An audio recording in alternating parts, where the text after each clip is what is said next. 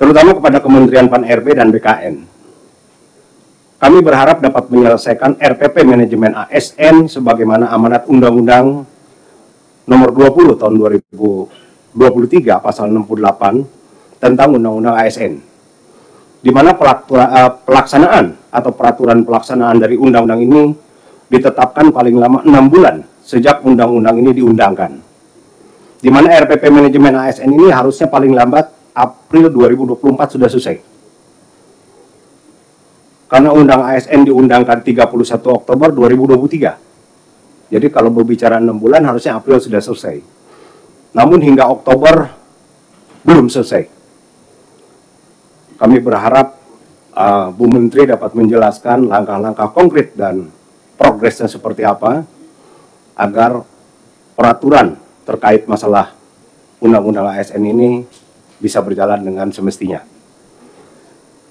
Yang lain terkait menyelesaikan penataan tenaga honorer, di mana pegawai non-ASN paling lambat itu Desember 2024, sebagaimana amanat pasal 66 di dalam Undang-Undang ASN, melalui seleksi PPK tahun 2024. Kami berharap memasuki tahun 2025, segala persoalan mengenai pegawai non-ASN sudah selesai secara tuntas. Tidak ada lagi persoalan terkait tenaga honorer. Sebagai catatan, seleksi CPNS tahun 2024 saat ini dalam tahap seleksi kompetisi dasar. Dari tanggal 16 Oktober sampai 14 November 2024. Ini dikhususkan atau diutamakan bagi lulusan baru atau fresh graduate.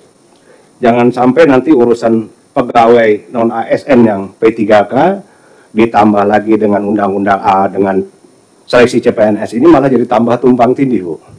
Bukan menyelesaikan masalah begitu. Mengenai P3K ini bagi saya sesuatu yang harus kita selesaikan karena rapat ini sudah sejak 4 tahun yang lalu dan Pak Presiden sebelumnya, Pak Jokowi juga sudah mengatakan Desember harus selesai. Kalau tidak salah ya di Komisi 2 juga sudah mengatakan demikian ya, bahwa Pak Yunimart bilang Desember akhir harus selesai. Sementara kita masih ada lihat 200.000 P3K honorer yang guru, yang mana tadi kalau saya perhatikan datanya 90 sekian ribu yang lolos, sisanya 100 sekian belum lolos. Nah, catatannya adalah yang nggak lolos ini bagaimana nasibnya? Apakah mereka diuji ulang kembali atau mereka jadi apa? Karena itulah yang dipertanyakan.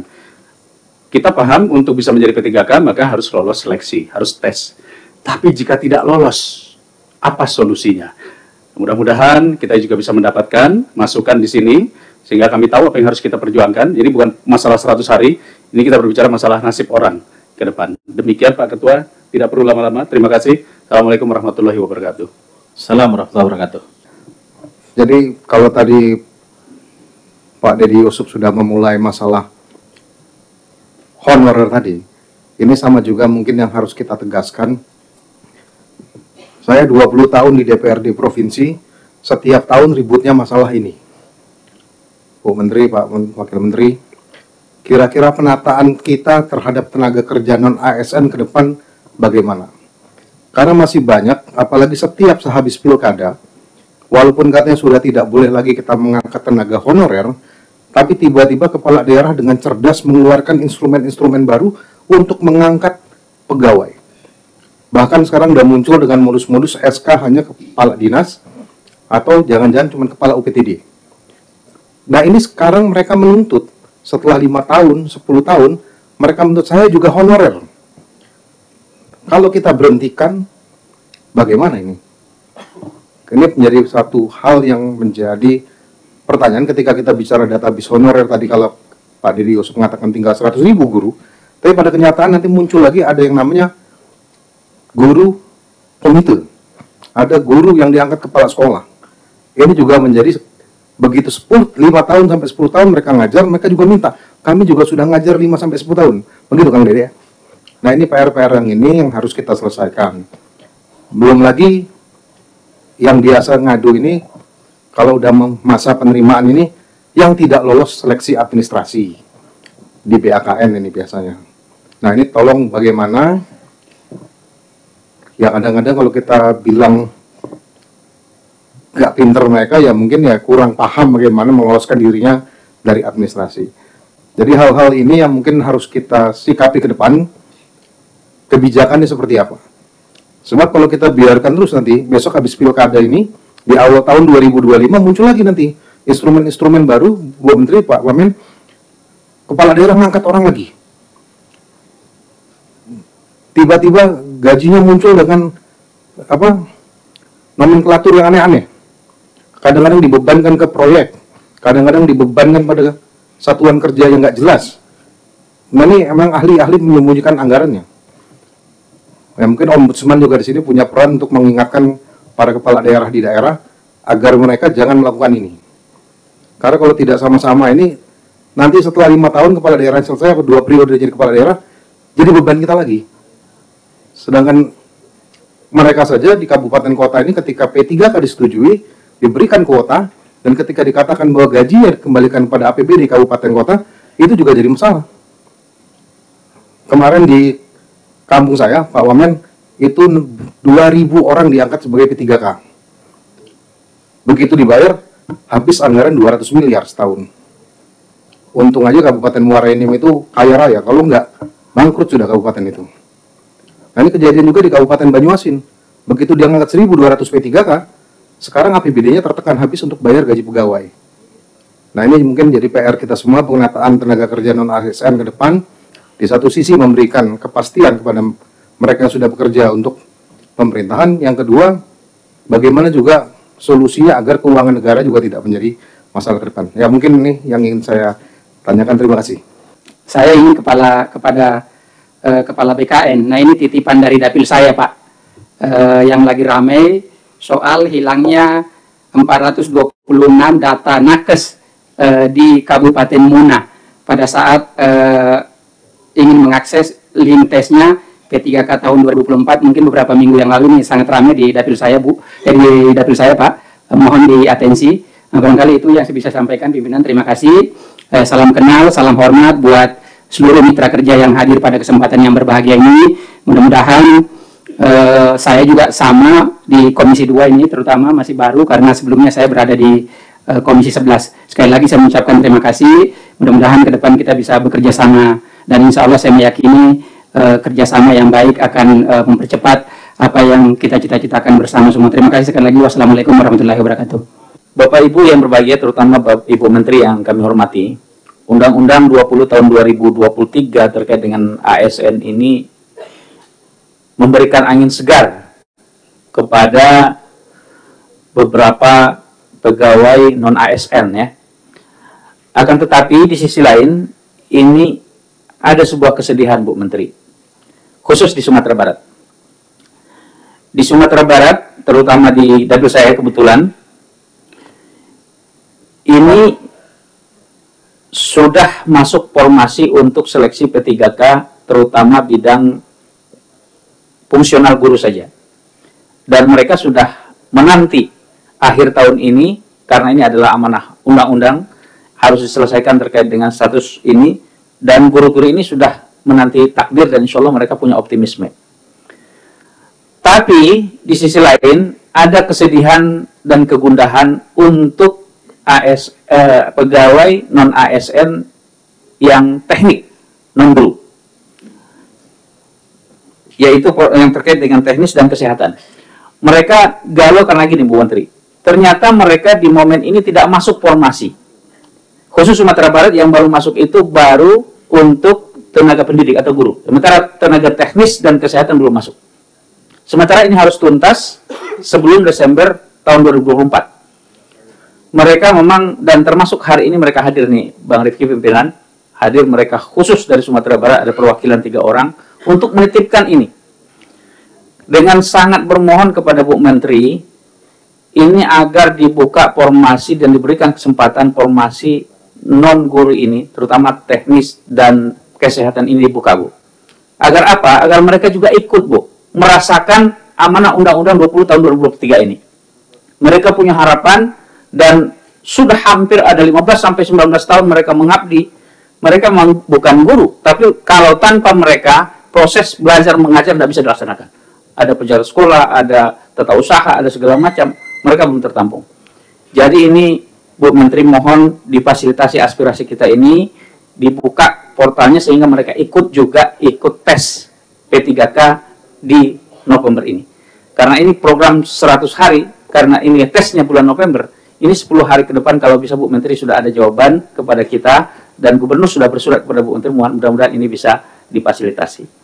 Terkait dengan masalah honorer, jadi Undang-Undang Nomor 20 Pasal 62 memang sudah melarang pengangkatan tenaga honorer.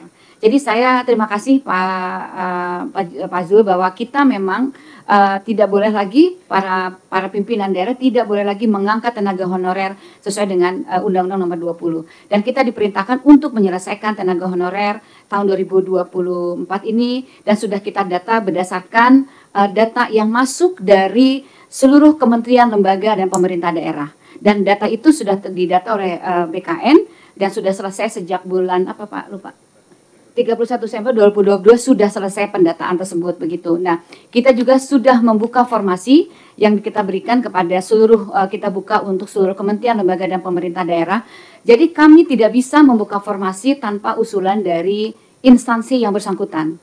Begitu. Jadi itu sudah kita, dan pengusulan itu juga harus disesuaikan dengan data yang disampaikan kepada BKN.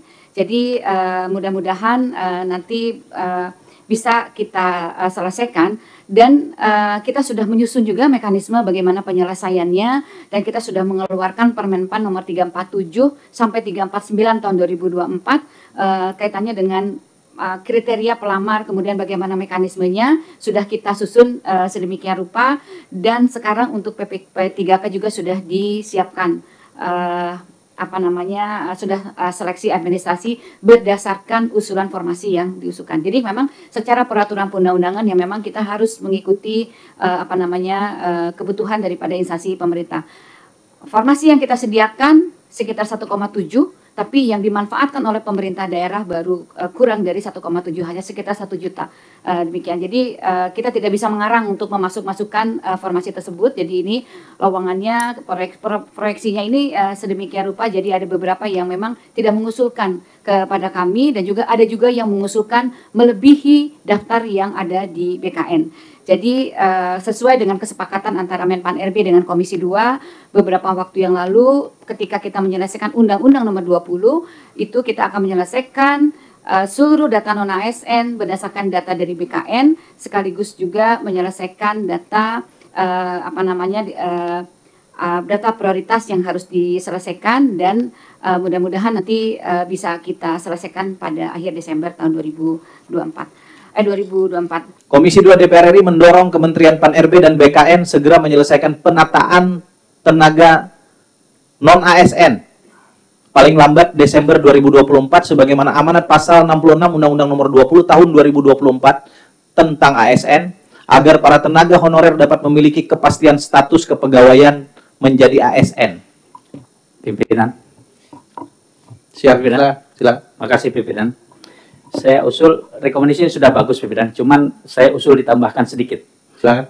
Komisi 2 DPR RI mendorong seterusnya untuk paling lambat Desember 2024 sebagai amanat undang-undang tentang perusahaan negara agar tenaga honorer memiliki kapasitas sebagai ASN, dan memastikan semua formasi terkait dengan guru, tenaga teknis, dan kesehatan yang masuk sebelum tanggal hari ini Pimpinan, itu dibuka formasinya. Ya, bahasanya mungkin bisa disesuaikan.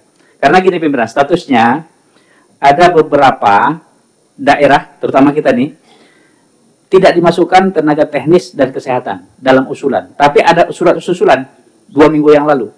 Jadi kalau bisa kita mengusul, ini masuk dalam rekomendasi kita Pimpinan. Makasih Pimpinan. Terima kasih masukannya. Bu Menteri, saya perlu tanggapan Bu Menteri ini, karena ini teknis. Kalau saya pribadi, pengalaman di DPR kita tidak bicara sangat teknis, gitu. Kita bicara kebijakan. Silakan Bu Menteri.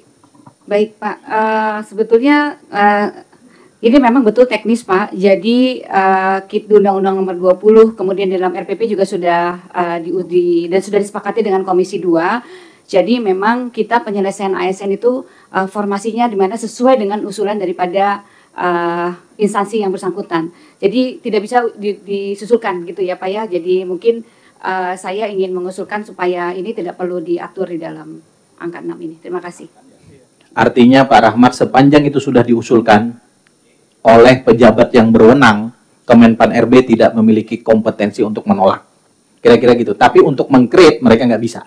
Itu kita hormati tugas dan kewenangan sesuai undang-undang. Kita kembalikan seperti asal sampai dengan menjadi ASN titik. Setuju ya?